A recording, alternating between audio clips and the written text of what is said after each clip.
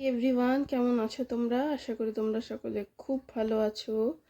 আজ আমি তোমাদের সঙ্গে আবারও একটা চিকেনের রেসিপি শেয়ার করব, কিন্তু একদমই ডিফারেন্ট স্টাইলের রেসিপিটা হবে। খেতেও ভীষণ টেস্টি হবে আর বানানো খুবই ইজি। তোমরা তো সকলেই জানো আমি একদম সিম্পল প্রসেসের মধ্যে টেস্টি হবে, কম সময় লাগবে আর কম উপকরণ দিয়ে রান্না হয়, সেরকম রান্নায় বেশি দেখায়, যাতে তোমাদের কম সময়ের মধ্যেও তোমরা ভালোভাবে বানাতে পারো। তো আজকে তো সানডে, সেই সানডে স্পেশাল আমি চিকেনটা তোমাদের সঙ্গে শেয়ার করছি। তো তোমরা প্রথমেই দেখলে চিকেনটাকে আমি ভালো করে ধুয়ে রেখে দিয়েছিলাম। ধুয়ে রেখে জলটা ঝরে গেছে চিকেনের। তারপরে এর মধ্যে অল্প সামান্য হলুদ, অল্প করে নুন, অল্প টক দই, একটু ভিনেগার, একটু লেবু, আর এটা যেটা দিলাম আরেকটা, সেটা হচ্ছে রসুনের পেস্ট। রসুনটাকে আমি শুকনো খোলায় ভালো করে ভাজা মতন করে নিয়েছিলাম, কালো মতন খোসা সমেত। তারপরে সেটার পেস্ট করে রেখেছিলাম। সেই রসুনের পেস্টটা কিন্তু আমি দিয়েছি চিকেনের মধ্যে। দিয়ে চিকেনটাকে ম্যারিনেট করে রেখে দাও 1 ঘন্টা 1.5 ঘন্টার মতন। তারপরে বাকি প্রসেসটা আমরা করব। তো এখানে আমি কড়ার মধ্যে সর্ষের তেল গরম হয়েছে। সর্ষের তেলের মধ্যে আমি 3টে মিডিয়াম সাইজের পেঁয়াজকে কেটে রেখেছিলাম, সেটা সামান্য নুন দিয়ে লাল করে ভেজে নিয়েছি। পেঁয়াজগুলো লাল করে ভাজা হয়ে গেছে অনেকটাই। তারপরে এর মধ্যে 3টে টমেটোকেও আমি কেটে দিয়ে দিয়েছি মিডিয়াম সাইজের। টমেটোটাও ভালো করে ভাজা হওয়া পর্যন্ত কিন্তু আমাদের এটাকে ভাজতে হবে, লাল যতক্ষণ পর্যন্ত হবে।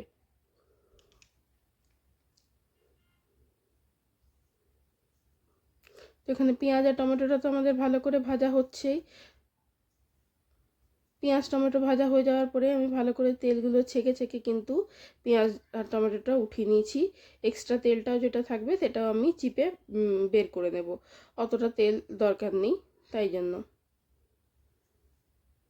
এটার পর আমরা ঠান্ডা হতে রেখে দেব। পুরোপুরি ঠান্ডা হবে, তারপরে অল্প জল দিয়ে আমরা এটা একটা পেস্ট তৈরি করব।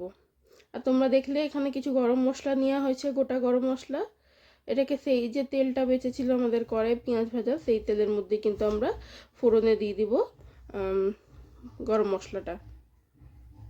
তারপর এখানে যে চিকেন ম্যারিনেট করে রেখেছিলাম, সেই চিকেনগুলো কিন্তু একটা একটা করে তেলের উপরে দেব। সব সময় দেব না, কেন দই আছে আর নুনের মিশ্রণে কিন্তু অনেকটা জল বেরিয়ে গিয়ে থাকবে।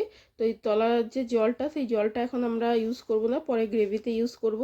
এখন শুধু আমরা চিকেনগুলোকে দিয়ে দেবো। দিয়ে চিকেনগুলোকে দিয়ে কিন্তু আমাদের এখানে একটু ভাজতে হবে।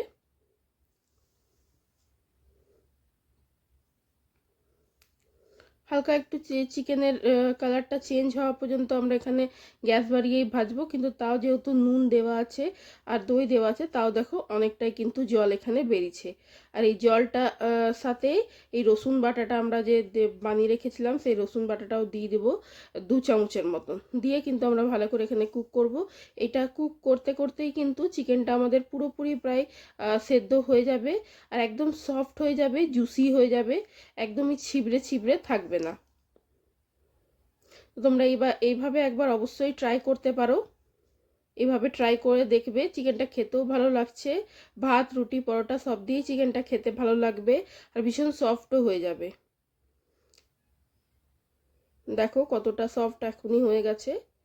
ভালোভাবে এখানে আমাদের রসুন দিয়ে আমরা অনেকক্ষণ ধরে ভালো করে কুক করেছি, 10 মিনিটের মতন, প্রায় 10 মিনিটের মতন কুক করার পরে এখানে আমি একটা মশলার পেস্ট দিয়েছি, যার মধ্যে আছে বড় চামচের 1 চামচ জিরে আর 1/2 চামচ ধনে, কাঁচাই, রোস্ট না, দুটোকে আমি বেটে রেখেছিলাম। ওই দুটোরই পেস্ট এখানে দিয়ে দেওয়া হয়েছে। দিয়ে হালকা করে নাড়িয়ে ঢাকা দিয়ে দিয়েছিল 4 মিনিটের জন্য। ঢাকনা খোলার পরে দেখো আরেকবার ভালো করে নাড়িয়ে নেওয়া হলো এখানে। তারপরে এখানে কিছু গুঁড়ো মশলা দেব। গুঁড়ো মশলা বলতে লঙ্কা গুঁড়ো দেওয়া হবে, ঝালটা নিজের পরিমাণ হিসেবে দেবে। কিন্তু একটু ঝাল ঝাল হলে খেতে ভালো লাগে, কিন্তু তোমরা যদি ঝাল বেশি খেতে ভালোবাসো না, তবে ঝালটা কম দিও। অল্প করে এখানে গোলমরিচের গুঁড়ো দেওয়া হয়েছে আর এখানে কাশ্মীরি রেড চিলি পাউডার দেওয়া হবে। ব্যাস, মশলা বলতে এই। আর নুন, মিষ্টি, হলুদ এটা তো নিজেদের পরিমাণ অনুসারেই দেবে। এখানে গুঁড়ো মশলাগুলো দেওয়া হয়ে যাওয়ার পরে কিন্তু ভালো করে আমাদের এখানে নাড়িয়ে নিতে হবে। আর আস্তে আস্তে এখানে কষাতে কষাতে দেখবে তেলটা, যেটা আমাদের যতটুকু তেল ছিল, দেখো তেলটা ছাড়া ছাড়া মতন হয়ে গেছে। আর চিকেনটাও নিচে একটু ধরা মানে লাগা লাগা মতন হয়ে গেছে।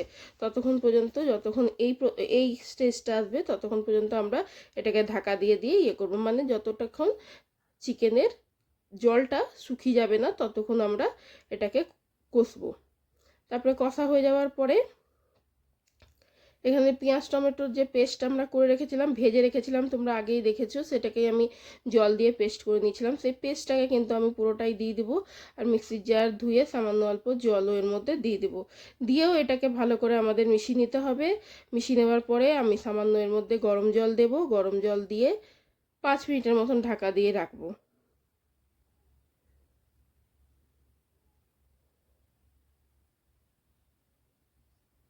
আজকাল ছোট বড় সবাই কিন্তু চিকেনটাই বেশি খেতে ভালোবাসে, আর সকলের ঘরেই অনেক রকম কারণেই কিন্তু মাটনের জায়গায় চিকেনটাই বেশি তৈরি হয়।